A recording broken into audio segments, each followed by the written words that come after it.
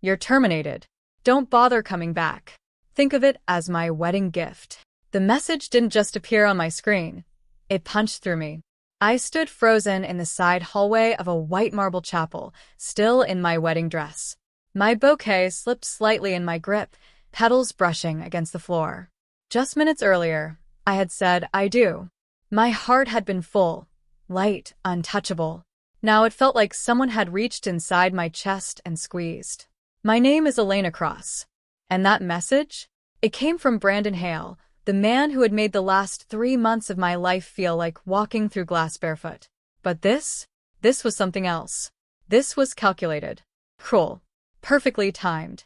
I reread the message again, hoping maybe I misunderstood. But no. Same words. Same sharp, deliberate tone. No explanation. No warning. Just a digital execution. I had just lost my position as senior systems coordinator at one of the most elite construction firms in the state on my wedding day. A laugh almost escaped my lips. Not because it was funny, but because my brain couldn't process the absurdity. Lena? I looked up. Ethan Cole, my husband, stood in front of me, concern flickering in his eyes. His tie was slightly loosened, like he'd rushed to find me. I handed him my phone. He read it once. Then again. I expected anger. Maybe outrage. Maybe even a call to storm out and confront someone. Instead, he smiled. Not a happy smile. Not amused. It was the kind of smile you wear when something finally makes sense. Don't check anything else, he said quietly, handing the phone back. Not today. What? My voice trembled. Ethan, I just got fired. I know, he interrupted softly, taking my hands. And I promise you, this isn't what you think it is. That confused me even more. How can you be so calm? I whispered. I just lost everything I worked for. His thumbs brushed over my knuckles, grounding me. Because, he said, leaning closer, sometimes people don't realize they're lighting the match that burns their own house down. I stared at him. He wasn't guessing. He knew something. But before I could ask anything else, the chapel doors opened. Music drifted in. Laughter. Celebration. Our celebration. Ethan kissed my forehead gently. We're not ruining this day for him. For a moment, I hesitated. My mind screamed at me to react, to panic, to fix, to call someone. But then I looked into Ethan's eyes. Steady. Certain. So I did something completely out of character. I turned off my phone, handed it to my sister, and walked back into the reception like my world wasn't quietly collapsing behind me. 3 hours later, during our first dance, the world came crashing back. My sister rushed toward me, pale. Elena, your phone, it's insane. It won't stop ringing. I stepped aside and checked it. 147 missed calls. Voicemails stacked like a landslide. And one name repeating over and over again. Richard Hale, the owner of the company. Brandon's father. My stomach dropped. This wasn't just a firing. This was a mistake. A massive one. And judging by the desperation flooding my phone, they had just realized it too. I slowly lifted my gaze toward Ethan. He was already watching me. That same calm expression. Like he'd been waiting for this exact moment. And suddenly, I wasn't scared anymore. I felt something else. Something unfamiliar. Control. I didn't call back that night. Not Richard Hale. Not my coworkers. Not even HR. Instead, I slipped my phone into my purse and returned to the dance floor. Because Ethan was right. Whoever had tried to ruin my wedding day had no idea what they had just triggered. The next morning, reality hit harder. We were in a quiet hotel suite, sunlight spilling across white sheets. My wedding dress hung near the window like proof that yesterday had actually happened. And my phone? It looked like a crisis hotline. 263 missed calls. Dozens of voicemails. Emails flooding in faster than I could scroll. My chest tightened, but this time, not from fear. From curiosity. I tapped the first voicemail. Elena, this is Richard Hale. Call me immediately. This is urgent. The next one sounded worse. Elena, there's been a misunderstanding. Brandon had no authority to terminate you. Another. We cannot access your system. The entire downtown project is frozen. I sat up straight. My system. Of course. 2 years of my life poured into a project management framework so advanced, so detailed, that it tracked everything: blueprints, budgets, compliance, revisions. It was seamless, efficient, and most importantly, it only made sense to me, because every time I tried to train others, Brandon shut it down. Waste of time. Too expensive. Not necessary. Now suddenly, they needed it. Desperately. I let out a slow breath. So, Ethan said from across the room, sipping coffee, watching me carefully. How bad is it? I turned the phone toward him. His lips curved slightly. Worse than I expected, he said. Why aren't you surprised? I asked. He leaned back, calm as ever. Because I've been seeing something you haven't. That got my attention. What do you mean? Ethan set his cup down. The submissions coming from your company, especially the ones handled by Brandon. A pause. They've been altered. My stomach dropped. Altered how? Safety compromises. Cheaper materials. Structural changes after approvals. I felt cold. That's illegal. It's dangerous, he corrected quietly. And I've been documenting everything. Silence filled the room. Suddenly, everything clicked. Brandon wasn't just incompetent. He was reckless. And I had unknowingly been standing between him and total disaster. Why didn't you tell me earlier? I asked. I was going to, Ethan said. But I needed proof strong enough to protect you too. Protect me. That word settled deep. Because now I understood something terrifying. If I had stayed in that company, if my name was still attached to those projects, I could have gone down with him. Instead, he fired me. On my wedding day. Trying to hurt me. Trying to take control. But what he actually did, he removed me from liability. And handed me leverage. My phone buzzed again. Another message from Richard. Name your price. Please. I stared at it for a long moment. Then, I locked my phone. I'm not answering, I said. Ethan nodded. Good. Not yet. 3 days later, we were on a quiet beach for our honeymoon. Waves rolling in. Sun setting in gold and orange. Peaceful. Perfect. And still, my phone kept buzzing. Offers. Apologies. Desperation.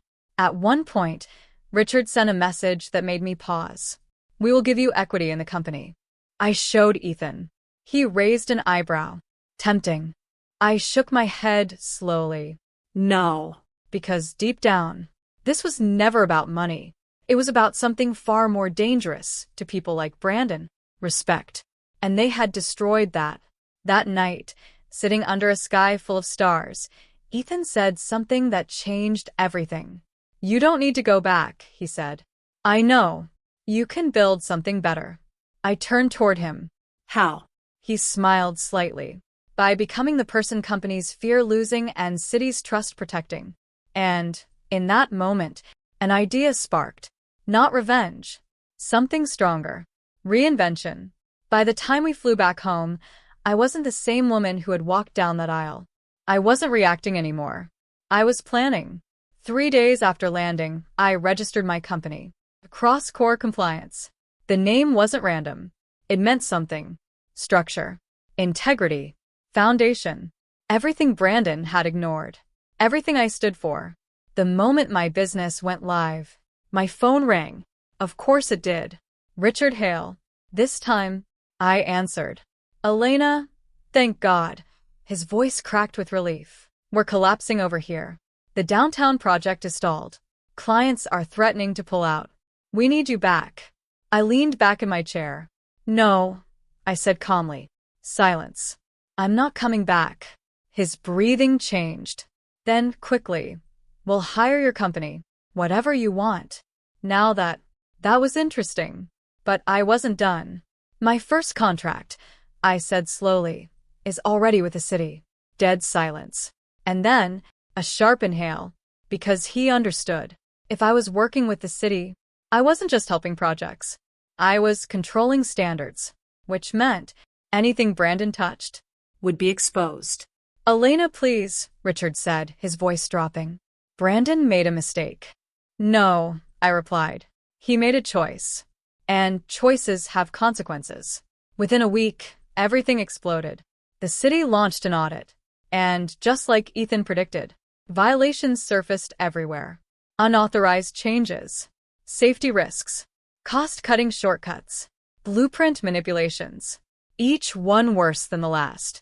The downtown project? Shut down. Immediately. Reassigned to another firm. Brandon? Fired. Not quietly either. Publicly. His professional license suspended. His name spreading through the industry for all the wrong reasons. And Crescent Structures? Lost millions. Reputation shattered in under 30 days. I expected to feel satisfied. Victorious. Maybe even a little cruel satisfaction. But instead, I felt something quieter. Heavier. Closure. Months passed. My company grew faster than I expected. Cities reached out. Contracts expanded. People started trusting my systems. Because they didn't just work. They protected lives. Ethan got promoted. We bought our first house. Not perfect, but full of potential. Just like us. Then exactly 1 year later, a letter arrived. Thick. Cream-colored. Handwritten. From Richard. I opened it slowly. Some mistakes cannot be undone, it began. But they can be acknowledged. He explained everything. New leadership. New systems. Brandon starting from the bottom again. Actually learning. Actually changing. Then the request. A meeting. Not to rehire me. Not to control me. But to ask for guidance. That surprised me. Not because they needed help, but because they admitted it. That night I showed Ethan. What do you think? I asked. He didn't answer immediately. Instead, he asked me something better. Why do you want to go? I thought about it. Closure, I said. And I hesitated. To see if change is real. He nodded. Then go. A week later, I walked back into the building I once gave everything to. But this time, I wasn't the employee. I wasn't the one being judged. I was the one holding the power. The building felt different. Same glass walls. Same polished floors. But the energy? Completely changed. Quieter. Humbler. Like a place that had been forced to look at itself and didn't like what it saw. When I entered the conference room, they were both there. Richard Hale and Brandon. Richard stood immediately. Brandon didn't. He kept his eyes down. That alone told me everything. Elena, Richard said. Thank you for coming. I sat across from them. Let's skip the formalities. A long silence followed. Then Richard gestured toward Brandon. He has something to say. Slowly, Brandon looked up. And, for the first time, there was no arrogance. No smirk. Just, wait. I was wrong, he said quietly. What I did to you, it wasn't just unprofessional. It was personal. And dangerous. I watched him carefully. No interruptions. No reaction. I thought taking you down would make me stronger, he continued. But all it did was expose how weak I actually was. That line? That was real. Still, words are easy. Consequences aren't. Richard slid a folder toward me. Our new system, he said. Complete restructuring. Full transparency. I opened it, reviewed it, and I'll admit, it was impressive. Not perfect, but serious. Then Brandon placed something on the table.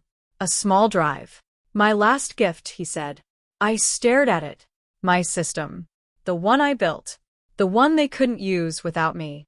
For a moment, I felt that old anger rise again. 2 years of my life, reduced to a mistake they couldn't fix. But then something shifted. Because I realized I didn't need it anymore. I had already built something bigger. I closed the folder. I'll consider consulting, I said. Relief flashed across Richard's face. But I wasn't done. On my terms. I laid it out clearly. Triple fee. Full control over compliance. Zero interference. And one final condition. I looked directly at Brandon. You don't skip anything. His jaw tightened. Every training. Every protocol. Every system. You start from zero. I continued. And you earn your way back properly. Silence. Then slowly. He nodded. I will. As I stood to leave, Richard pushed a check toward me, covering my wedding expenses. Exactly. I didn't touch it. Keep it, I said. Watching real change will be enough. And as I walked out, I realized something powerful. This wasn't revenge anymore. This was control. I thought that meeting was the end. It wasn't. It was the beginning of something far bigger. 2 weeks later, everything shifted again. The firm that replaced Crescent on the downtown project? Under investigation. Corruption. Bribery. Unsafe approvals. And just like that, the entire project was at risk. Again. That's when I understood the truth. Richard didn't just reach out for redemption. He saw an opportunity, and he needed me to win it. For a moment, I felt that old anger return. Used. Manipulated. Again. But this time, I wasn't the same person. So instead of walking away, I changed the game. I called Richard. I'm not working for you, I said. Silence. Then, what? I'm partnering with you. And then I explained. My company handles compliance. His handles execution. Equal footing. Separate power. No control over me. Ever again. A long pause. Then one sentence. Done. And just like that, everything changed. When the corrupt firm collapsed, we were ready. Prepared. Stronger than before. We won the contract. But the real victory? Wasn't the money. Wasn't the reputation. Wasn't even the power. It was watching Brandon. Starting from the bottom. Learning. Failing. Trying again. Without shortcuts. Without ego. One day at the site, I asked him something I'd been holding on to. Why that day? I said. My wedding. He didn't hesitate. Because you mattered the most that day, he said. And I wanted to take that from you. Honest. Brutal. Real. And now? I asked. He looked around. At the project. At the systems. At the responsibility. Now I understand, he said quietly. That destroying someone strong doesn't make you powerful.